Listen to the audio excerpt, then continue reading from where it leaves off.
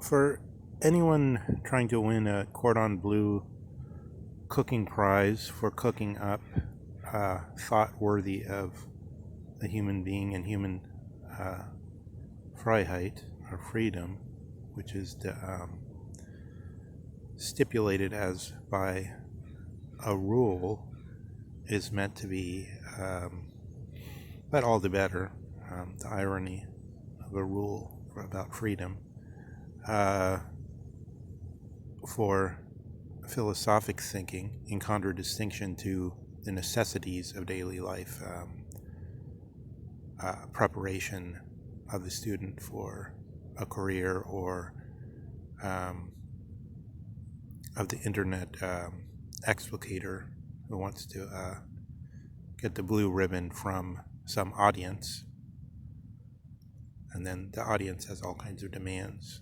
They must demonstrate through striking examples and through some suggestion that the presenter wants to do them good and to deliver over them useful information, and that the presenter knows their stuff. And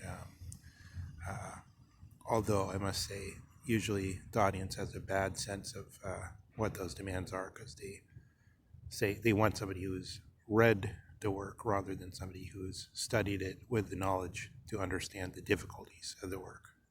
For instance, Jordan Peterson reading the Communist Manifesto, whereas everyone who's studied Marx comes in and can show a checklist of 101 error that Peterson has made in his reading, because he has no clue what Marx was talking about, or the time. He doesn't know anything about the standard of reading texts. You have to know something about the time the man lived in who wrote the text, who his audience was,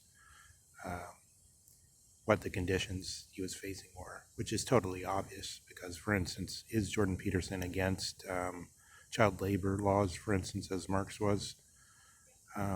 Basically, I would say, in fact, if you looked at it, everything that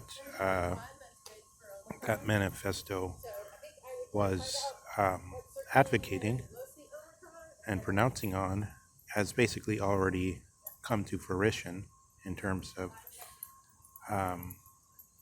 freedoms granted to workers, so that workers aren't merely slaves, but that there's minimum wage laws, and that there's all kinds of other laws against child labor, as I mentioned, and all kinds of other laws have already come to pass. So it's sort of like with Hegel. Hegel's conditions at the end of history have long since come to pass and been surpassed, but they're still talking, just that there's equal rights under the formal equal rights under the law, constitutional monarchy, as in England. That's already here. So it's just that people take it for granted that they don't understand what Marx was talking about. But and then in much finer detail. But generally speaking, let's just forget about that and be expressionistic a little bit. But nonetheless, I'm going to present a difficulty which could help somebody who wants to win that Cordon Bleu prize, which is to compare Schopenhauer to Heidegger on the point of Sorge, or the will in Schopenhauer, which Schopenhauer identifies with pain by saying that Voltaire said happiness is just a dream, but pain is the real stuff.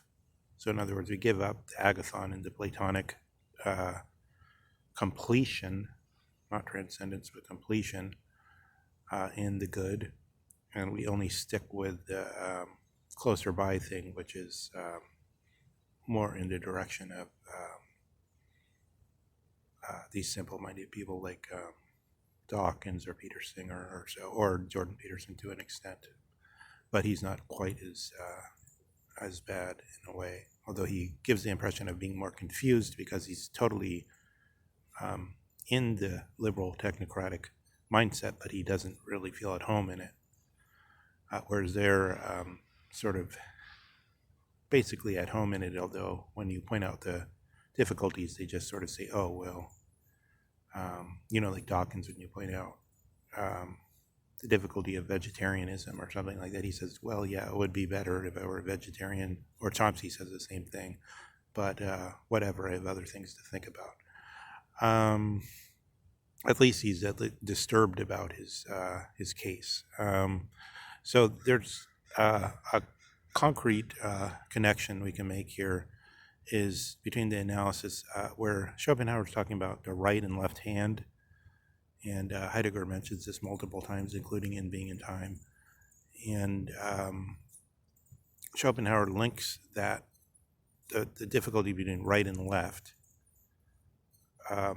with time, and he says no amount of conceptual analysis or conceptual clarity, bringing, in Heidegger's terms, bringing determination to time, is going to make more clear that you can think about it and you're right now, what you were just doing an hour ago and where you were has sunk into the pit of the past, and it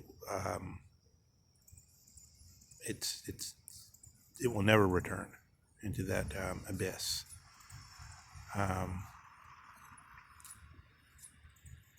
Bringing that before us, thinking of it, we know it's so, but what can we do with that? Where is that dark pit of the past?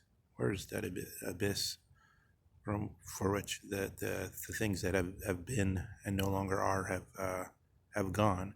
In the same way, he says right and left are like that. We just know right and left. There's nothing more you can do with it.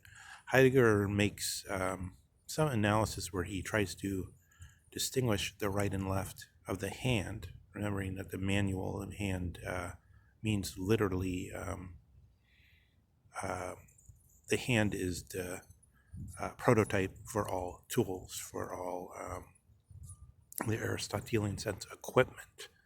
So in the Graham Harman version, you get the version where the tool being or the equipment being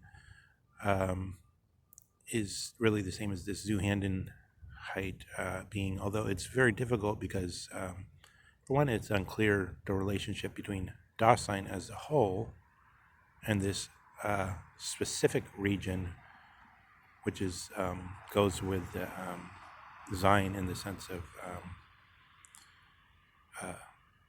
the being there of Dasein and the opening being sort of in between, but it's like a figure eight where they're swirling about back and forth through the basically through phronesis or through morality or through naturality. But Heidegger tries to distinguish and show that the right and left of the tool, as it were, the hand, which is the first pragmatic thing in this sense of the ready to hand, is